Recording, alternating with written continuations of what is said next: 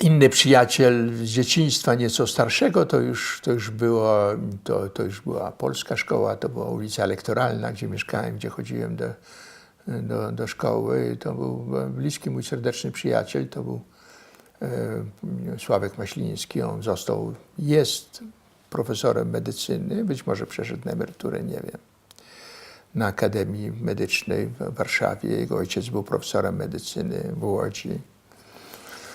I to był mój szalenie serdeczny przyjaciel, do którego miałem taki uczuciowy stosunek, niesłychanie intensywny, prawda? Taki zazdrosny byłem o inne jego przyjaźnie, które on otrzymywał.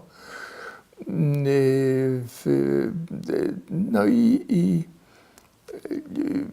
później oczywiście wraz z moim zaangażowaniem, po pierwsze byliśmy na zupełnie innych studiach, moim zaangażowaniem politycznym narastającym, nasze drogi się rozeszły, widywaliśmy się rzadko, ale nigdy nie zerwaliśmy stosunków, prawda?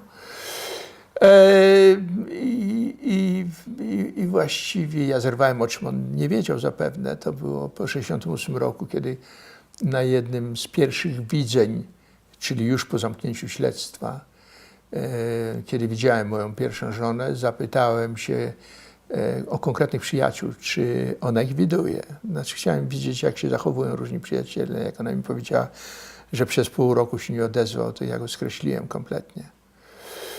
I później go spotkałem gdzieś tam przed wyjazdem raz, nawet dałem się zaciągnąć do ich mieszkania, ale właściwie monosylabami odpowiadałem.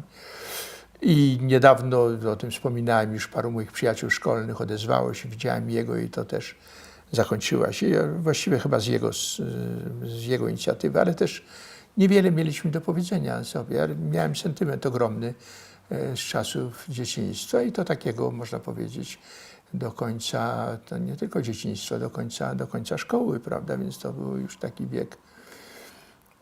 wiek zaawansowany.